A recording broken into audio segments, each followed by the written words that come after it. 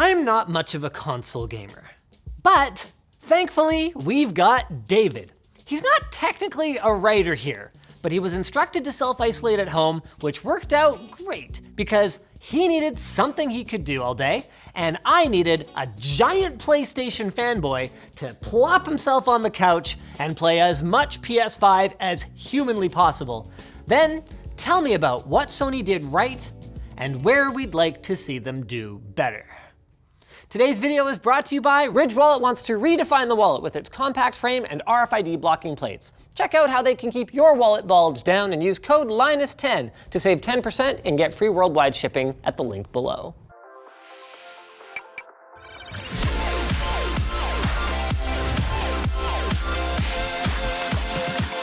One of the most next-gen things about the PS5 is something that it doesn't share with its competition. The new Xbox controller is same but better, while the DualSense controller is a huge step forward for Sony. It manages, first and foremost, to feel like it was designed with humans in mind rather than tiny frog people, and while the D-pad feels slightly mushier than the DualShock 4, it's not so bad as to stop you from playing precision retro titles, and it's definitely not enough to distract from the magic that lives inside. The rumble has also been updated, and it's now so detailed as to differentiate your footsteps on different surfaces and also give you a sense of directionality in your hands, which is pretty neat, but nothing compared to the adaptive resistance triggers. These allow developers to more directly simulate the trigger pull of different guns, the tension of drawing a bow, or the way a gas pedal will fight you as you lose traction on a muddy road.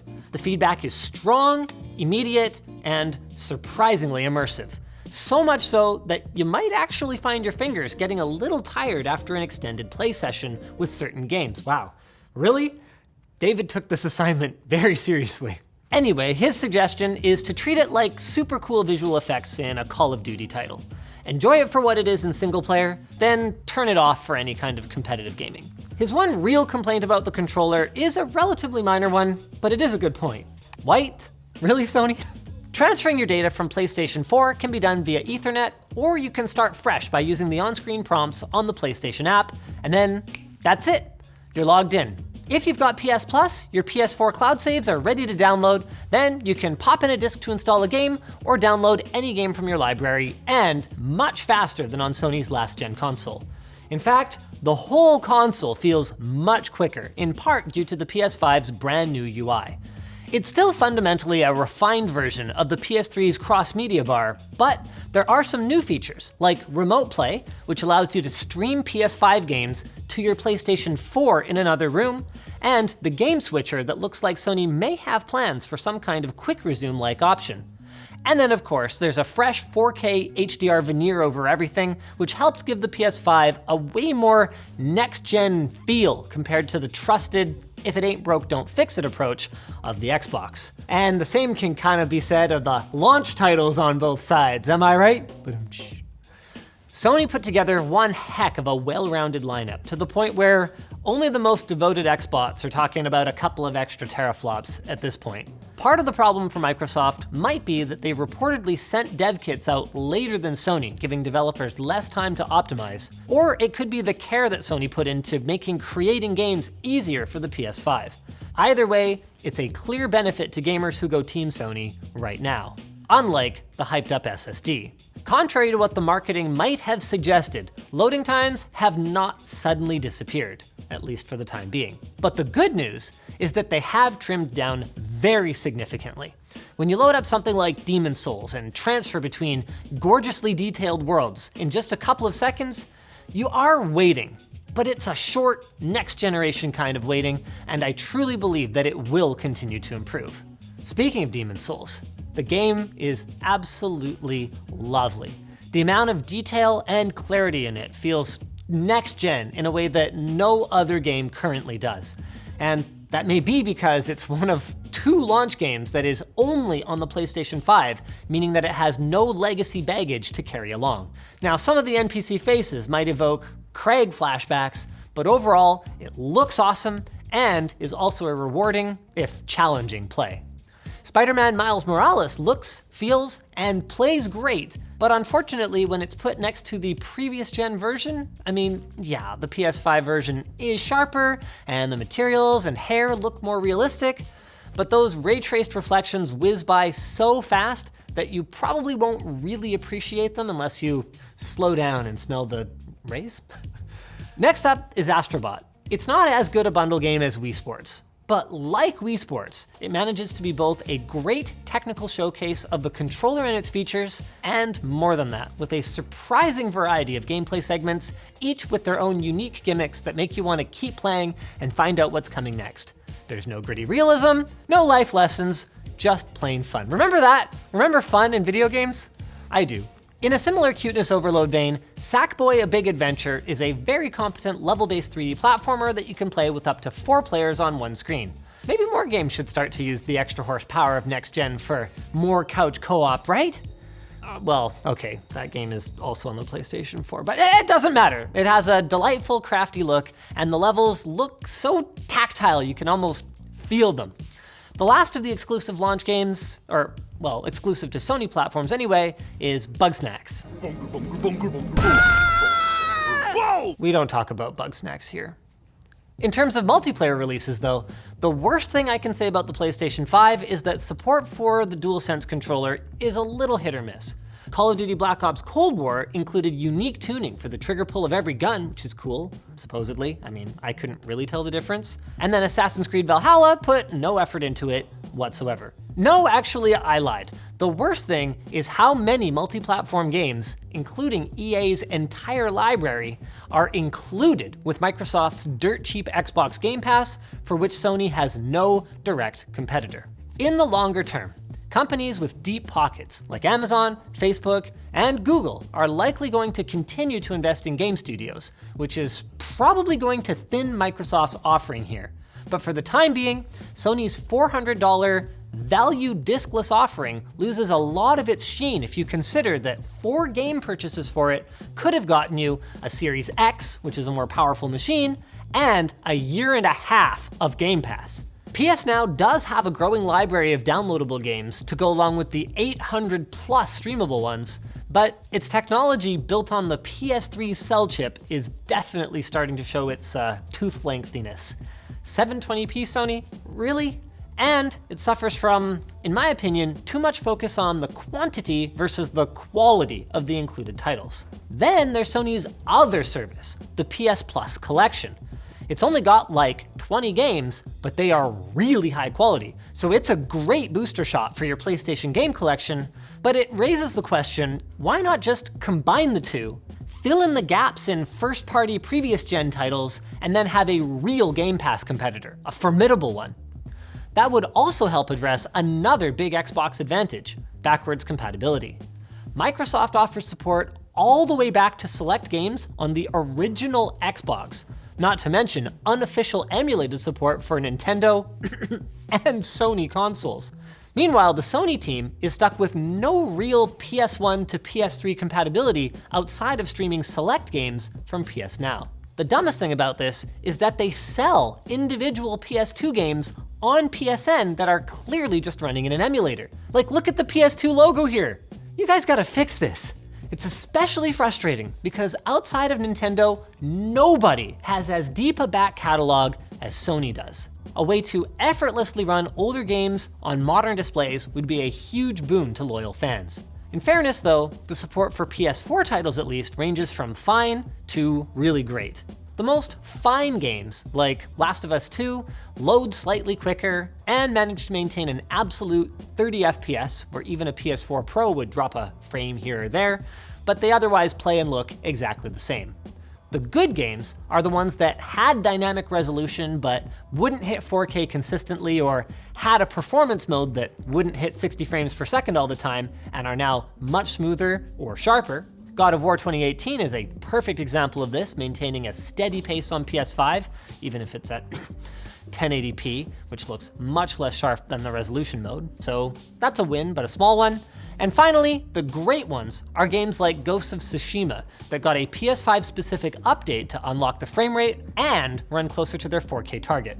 The result is spectacular, fluid, and so sharp that it actually feels more next-gen than some games that were made specifically for the PS5. I really hope more games get that kind of an update rather than a paid remaster like we saw so often last generation. Bundling them in a subscription service where the developer gets paid out by playtime would go a long way towards making that economically viable, you know.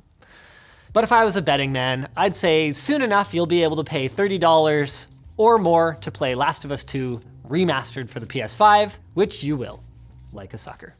This leads me to some of the real problems that we have with the system itself. When Microsoft announced their smart delivery system that ensured that you got the best version of a game available on your console, it honestly sounded like kind of a silly marketing term. I mean, doi, right? So we thought. Until David loaded up the PlayStation Store and somehow managed to download both the PS4 version and PS5 versions of Call of Duty without realizing that almost half of the poor little SSD was full. Turns out it's a new Sony invention called dumb delivery. And while you can move and play backwards compatible titles off of an external drive, you cannot move actual PS5 games off of the console yet, and the M.2 expansion slot is not yet activated. So if your internal SSD is full, I really hope you enjoy deleting games and re-downloading them. Also, you cannot back up your saves over USB anymore. Only cloud saves are allowed, and get this, they're locked behind a paywall because you need PS Plus in order to access them. That right there is some grade A horse shit. And even if you pay Sony's save game protection money, getting your PS4 saves to work on PS5 games can be a bit of a chore. Then there's the other system level gripes. The lack of variable refresh rate and 8K support wouldn't have been such a big deal if they hadn't been talked about before the launch, or they hadn't put the logo right on the box. And then there's 1440p. I mean, I get it. There's no 1440p TVs, and you would need developers to go and tune the graphics settings for another resolution target, but I mean, come on, these are very skilled developers, and this is something that I can do manually in about 30 minutes per game. And there are so many gamers out there that are rocking 1440p, 120Hz gaming monitors in their dorm rooms that would love to be able to use the system to its fullest. Though arguably Sony's bigger concern might be the gamers with HDMI 2.1 TVs not getting the full experience. While both next-gen consoles advertise being HDMI 2.1 compliant, the PS5 is currently limited to 32 gigabit per second from its HDMI port. So if you want to use the advertised 4K 120Hz mode, you're stuck using 422 chroma subsampling. In a nutshell, what that means is ugly fringing on sharp lines, particularly text. Sony is reportedly working on a fix, but if the rumors of the limitation being a hardware one are true, it might not be possible for them to completely fix it. Another disappointment is weak Dolby support.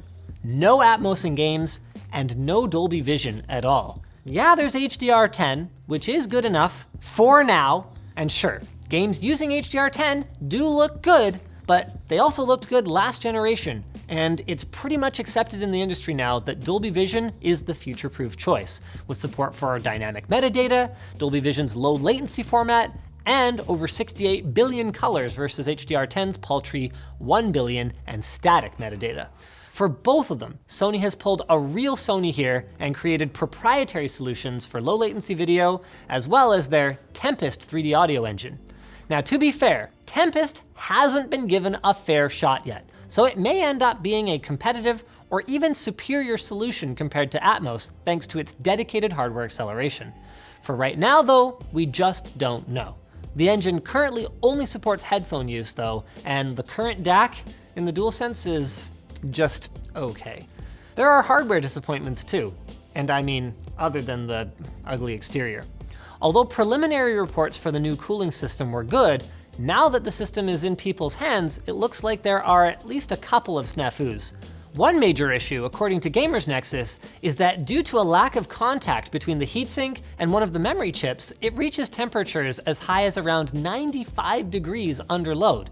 Now, this is within spec, albeit barely, but you gotta remember that it's being measured on a brand new console with no dust buildup, so only time will tell if that's gonna be a problem in the long run. These things, along with frequent hard crashes requiring us to reset the console, made the PS5 feel a little bit rushed, but there's light at the end of the tunnel.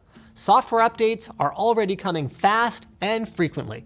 We've got a fix for the unreliable rest mode bricking consoles. We've got faster boot up times than when we tested even a week ago. There's an end now to downloading both PS4 and PS5 versions of games by default, and they've even improved performance. There are still some sticking issues, like importing saves getting stuck while updating games, or just straight system lockups and crashes. But if the rate of improvement is anything to go by the time you can actually buy one in a store, it should be mostly sorted. Leading finally to the question, should you, assuming you can find one, give Sony your hard-earned money today for a PlayStation 5? If I were you, I'd start saving now, but I'd wait just a little bit longer to pull the trigger. At $399 for the all-digital and $499 for the disc version, it's a pretty incredible value. Like, good luck building a competing gaming PC for that kind of money. By the way, make sure you're subscribed for the upcoming video where, naturally, we're gonna try.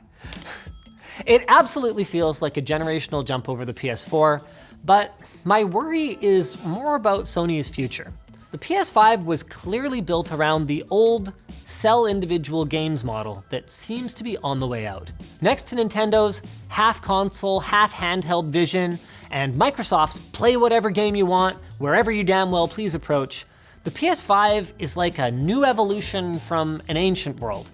With that said, it's a gaming machine first and foremost, and it's a good one, and as it will only get better with its numerous upcoming exclusives, it makes it a more sensible companion to your PC gaming rig than an Xbox if you're a PC player as well. So I say go for it, have fun. Manscaped sponsored this video and hooked us up with their new Performance Package Kit, which comes with a ton of stuff. Their new lawnmower waterproof trimmer with advanced skin-safe technology helps reduce nicks and cuts. Their crop preserver ball deodorant, well, keeps your balls from smelling.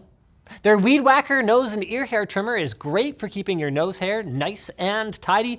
And their new Shears 2.0 luxury nail kit is, well, for taking care of your nails. I mean, do I really have to explain this stuff? Just like, groom yourself. Go to manscaped.com/tech and get 20% off plus free international shipping today. And you'll even get their Shed travel bag and a pair of their anti-chafing boxer briefs available for a limited time. Man, nose hair trimmer, like what an investment. Have you ever plucked nose hair? My God, it's painful. Trimming is way better. Thanks for watching, guys. If you enjoyed this video, maybe check out our Xbox Series S versus Series X showdown. They really are very different.